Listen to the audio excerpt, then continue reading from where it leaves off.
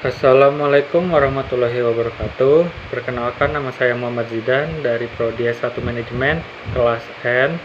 Kali ini saya akan menjelaskan tentang materi pengantar bisnis dari modul 1 sampai modul 3. Yang pertama, modul 1 yaitu tujuan, pengertian, pelaku, dan perbedaan bisnis. A. Tujuan bisnis. Seseorang pembisnis sudah tentu memiliki tujuan yang jelas, yakni antara lain kebutuhan yang beraneka ragam. Awalnya bisnis adalah bertukar barang atau bertukar jasa karena pada masa itu belum ada uang, sehingga barter antar barang atau jasa. Sekarang pun hampir tidak berubah, yakni orang berbisnis untuk mendapatkan uang dan akan dibelanjakan untuk memenuhi kebutuhan yang belum dimiliki. Yang kedua, kebutuhan dan keinginan. Kebutuhan pada dasarnya terbatas, yang tidak terbatas adalah keinginan. Orang berbisnis untuk memenuhi kebutuhan hidupnya. Namun, setelah kebutuhan hidupnya terpenuhi, lahirlah sebuah keinginan yang harus dipenuhi. Orang yang mendapatkan keuntungan melimpah tetap harus berbisnis karena keinginan harus bertambah seolah-olah tidak ada batasnya. Dan akhirnya bisnis terus berlangsung karena dorongan keinginan yang kuat ingin mendapatkan lebih. Yang ketiga, keuntungan atau laba. Semua orang sepakat yakni berbisnis ingin mendapatkan keuntungan atau laba. Keuntunganlah yang mendorong kuat seorang pebisnis untuk berinovasi dan berkreativitas supaya bisnisnya berkembang.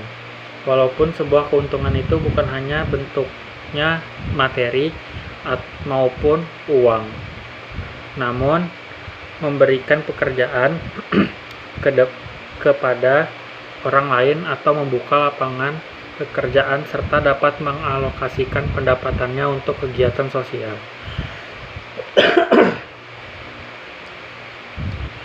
Bentuk real dari semua itu adalah nama harumnya dapat memperkerjakan orang dan bagi sosial di tengah masyarakat. B. Pengertian bisnis. Ada beberapa pengertian bisnis yang dapat kita pahami sebagai berikut.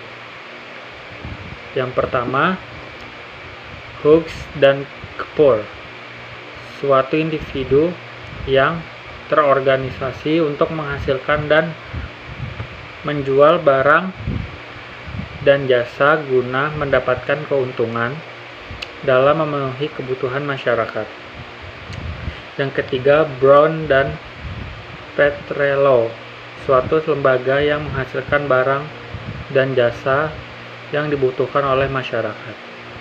Yang ketiga, Bond dan Kurtz, semua aktivitas bertujuan mencapai laba dan perusahaan yang menghasilkan barang dan jasa yang dibutuhkan oleh sebuah sistem ekonomi.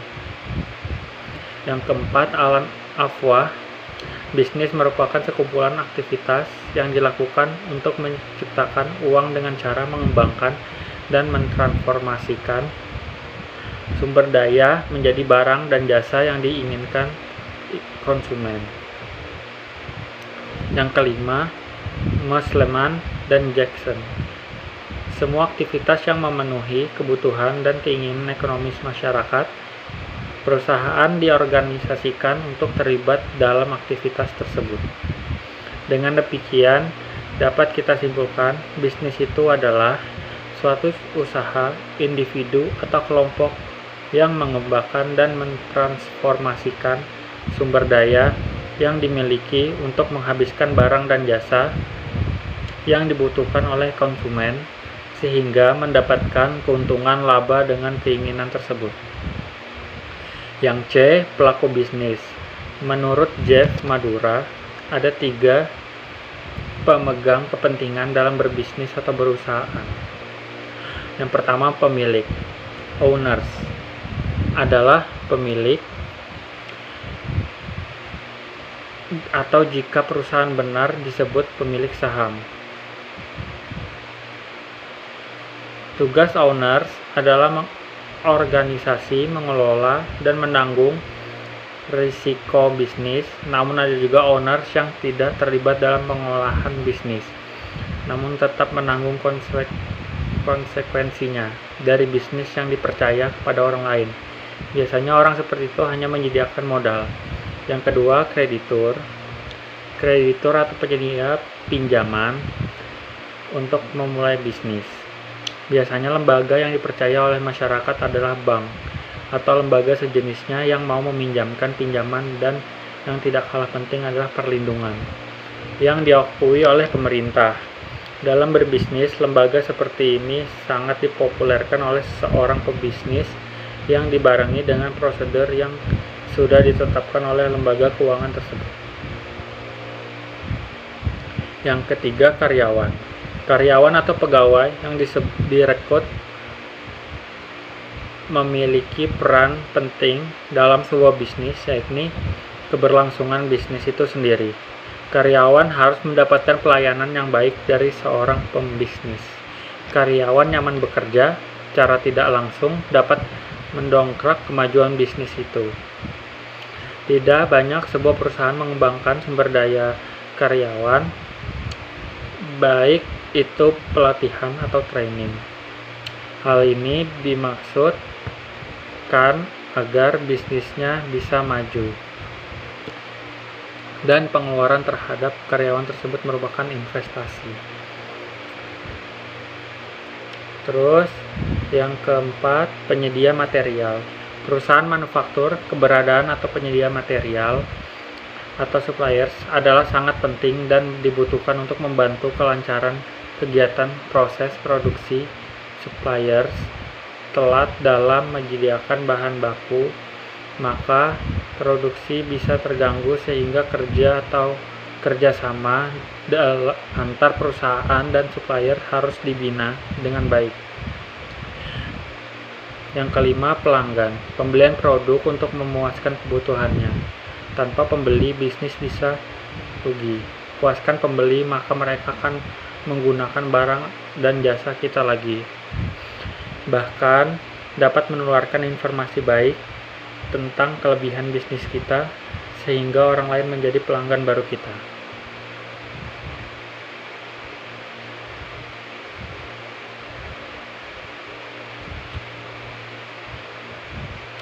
Adapun kelemahan usaha kecil adalah kurang berorientasi pada masa depan, jarang inovasi, jarang mengadakan kaderisasi, cepat puas, kurang tanggal teknologi, kurang paham regulasi, kurang paham manajemen, struktur modal tidak memadai.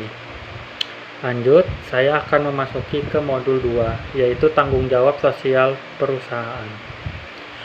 Tanggung jawab sosial adalah sebuah lembaga, bisnis, atau perusahaan harus ditancap secepat mungkin.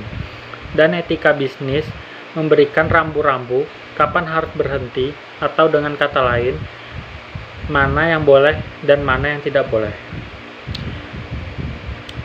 Dalam tanggung jawab sosial, perusahaan harus memperhatikan 5 aspek, antara lain, yang ke-1, pelanggan atau customers, yang kedua, pekerja atau employees, yang ketiga, pemegang saham atau stakeholder, yang keempat, kreditur atau creditors, yang kelima, masyarakat atau communities. A. Tanggung jawab sosial kepada pelanggan. Bagaimana memastikan tanggung jawab bisnis?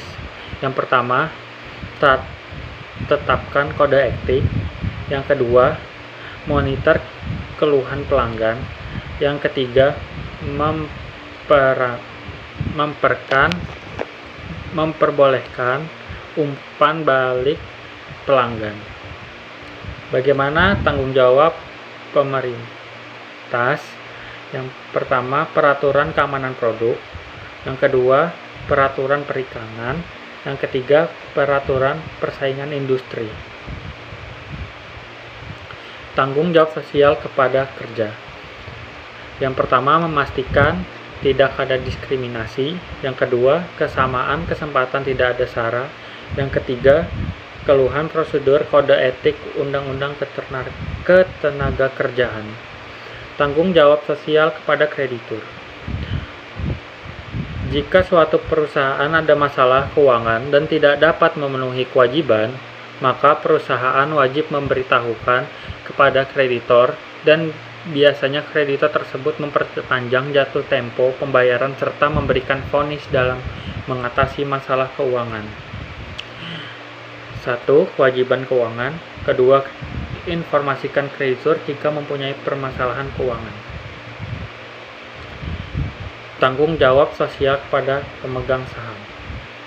Perusahaan bertanggung jawab memuaskan pemilik atau pemegang saham. Manajer perusahaan memonitor keputusan perusahaan untuk meyakinkan bahwa mereka membuatnya untuk kepentingan pemilik. Tanggung jawab sosial kepada lingkungan. Proses produksi yang digunakan perusahaan juga produksi yang dihasilkan dapat mencemari atau merusak lingkungan, misalnya polusi udara yang berbahaya bagi masyarakat atau bisa mencemari air terkait limbah buang yang tidak tepat, bisa juga pencemaran perusahaan jika perusahaan ada di permukiman padat penduduk. Tanggung jawab sosial kepada masyarakat. Yang pertama, sumbangan kepada masyarakat tidak mampu. Yang kedua, memberikan pemeriksaan gratis. Yang ketiga, membangun fasilitas umum yang dibutuhkan masyarakat. Sekurang-kurangnya ada 4 tanggung jawab sosial menurut Irma Nilasari dalam bukunya Suhedi, yaitu pertama, bertanggung jawab kepada pelanggan. Yang kedua, bertanggung jawab terhadap tenaga kerja. Yang ketiga, bertanggung jawab kepada lingkungan. Yang keempat, bertanggung jawab kepada investor. Implementasi Corporate Social Responsibility. Yang pertama, sektor pendidikan. Kedua, bina lingkungan. Ketiga, kesehatan. Yang keempat, pengembangan UMKM. Kelima, lingkungan hidup. Yang keenam, kegiatan sosial. Yang ketujuh, infrastruktur. Yang kedelapan, peduli bencana. Terakhir, saya akan membacakan modul 3 yang berjudul bentuk UM, lingkungan, kebaikan dan keburukan perusahaan. Badan usaha yang berbadan hukum dan yang bukan badan hukum. Badan hukum perusahaan dibagi menjadi 2, yakni ada yang berbadan hukum, ada yang bukan bidang hukum. Yang A, perusahaan badan usaha yang berbadan hukum. Subjek hukumnya adalah badan usaha itu sendiri, karena ia telah menjadi badan hukum yang telah termasuk subjek hukum di samping manusia. Artinya pihak ketiga dapat menuntut perkumpulannya, namun pihak ketiga tidak bisa menuntut masing-masing orangnya. Yang kedua, harta kekayaan perusahaan terpisah dari harta kekayaan pribadi para pengurus atau anggotanya. Akibatnya, kalau perusahaan pilot, yang terkena sita hanyalah perusahaannya saja. B, badan usaha ini bukan berbadan hukum. Subjek hukumnya adalah orang yang menjadi pengurusnya. Yang kedua, harta perusahaan bersatu dengan harta pribadi para pengurus atau anggotanya. Kerugian yang berujung pembayaran ganti rugi, maka harta kekayaan pengurus dapat menjadi jaminan, dengan kata lain pertanggungjawabannya pribadi untuk keseluruhan badan usaha yang bukan badan hukum adalah perseorangan, firma, dan CV. Lingkungan perusahaan atau bisnis. Adapun lingkungan perusahaan atau bisnis yang diperhatikan yakni sebagai berikut. Yang satu, lingkungan teknologi. Kedua, lingkungan hukum dan politik. Ketiga, lingkungan sosial budaya. Dan keempat, lingkungan bisnis tidak dipungkiri. Bentuk-bentuk perusahaan. Dalam kepemilikannya, perusahaan yang beroperasi dalam perekonomian terutama dapat dibedakan menjadi 3 jenis, yakni antara lain: A. Perusahaan perseorangan. Perusahaan perseorangan adalah perusahaan yang dimiliki satu individu, akan tetapi dalam prakteknya badan usaha ini kerap kali merupakan perusahaan keluarga.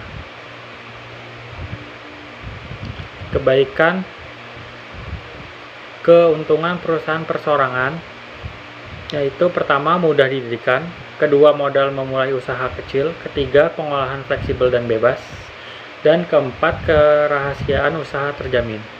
Dan kelemahan atau keburukan perusahaan perseorangannya adalah pertanggungjawaban tidak terbatas, modal terbatas, kualitas manajerial dan kualitas pekerjaan terbatas, dan yang keempat, kelangsungan operasi perusahaan terbatas.